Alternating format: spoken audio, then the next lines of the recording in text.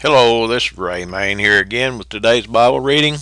Today we're going to be reading in Acts chapter 23. And Paul, earnestly beholding the council, said, Men and brethren, I have lived in all good conscience before God until this day. And the high priest Ananias commanded them that stood by him to smite him on the mouth. Then said Paul unto him, God shall smite thee, thou whited wall, for sittest thou to judge me after the law, and commandest me to be smitten contrary to the law? And they that stood by said, Revilest thou God's high priest? Then said Paul, I wist not, brethren, that he was a high priest, for it is written, Thou shalt not speak evil of the ruler of thy people. But when Paul perceived that the one part were Sadducees, and the other Pharisees, he cried out in the council, Men and brethren, I am a Pharisee, the son of a Pharisee. Of the hope and resurrection of the dead I am called in question. And when he had so said, there arose a dissension between the Pharisees and the Sadducees, and the multitude was divided. For the Sadducees say there is no resurrection, neither angel nor spirit, but the Pharisees confess both. And there arose a great cry, and the scribes that were of the Pharisees' part arose and strove, saying, We find no evil in this man, but if a spirit or an angel has spoken to him, let us not fight against God.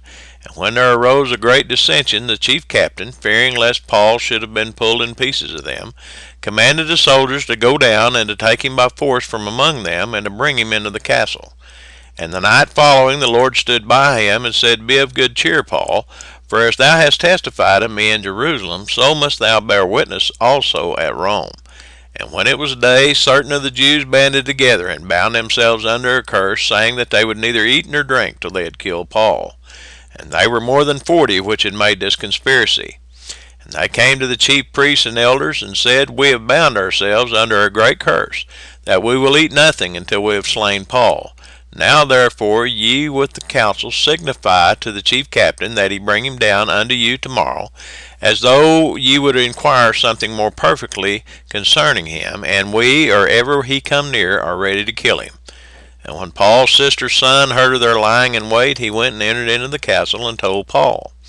Then Paul called one of the centurions unto him, and said, Bring this young man unto the chief captain, for he hath a certain thing to tell him. So he took him and brought him to the chief captain, and said, Paul the prisoner called me unto him, and prayed me to bring this young man unto thee, who hath something to say unto thee. Then the chief captain took him by the hand, and went with him aside privately, and asked him, What is that thou hast to tell me? And he said, The Jews have agreed to desire thee that thou wouldest bring down Paul tomorrow unto the council, as though they would inquire somewhat of him more perfectly. But do not thou yield unto them, for there lie in wait for him of them more than 40 men, which have bound themselves with an oath, that they will neither eat nor drink till they have killed him. And now are they ready, looking for a promise from thee. So the chief captain then let the young man depart, and charged him, See that thou tell no man that thou hast showed these things to me. And he called unto him 2 centurions, saying, Make ready 200 soldiers to go to Caesarea, and horsemen 70, and spearmen 200, at the 3rd hour of the night. And provide them beasts, that they may set Paul on, and bring him safe unto Felix the governor. And he wrote a letter after this manner, Claudius Lysias, unto the most excellent governor Felix, sendeth greetings. This man was taken of the Jews, and should have been killed of them. Then came I with an army, and rescued him, having understood that he was a Roman. And when I have known the cause wherefore they accuse him, I brought him forth into their council, whom I perceived to be accused of questions of their law, but to have nothing laid to his charge, worthy of death or of bonds. And when it was told me how that the Jews laid wait for the man, I sent straightway to thee, and gave commandment to his accusers also to say before thee what they had against him. Farewell. Then the soldiers, as it was commanded them, took Paul, and brought him by night to Antipatris. On the morrow they left the horsemen to go with him, and returned to the castle, who, when they came to Caesarea, and delivered the epistle to the governor, presented Paul also before him. And when the governor had read the letter, he asked of what province he was. And when he understood that it was of Cilicia, I will hear thee, said he, which thine accusers are also come.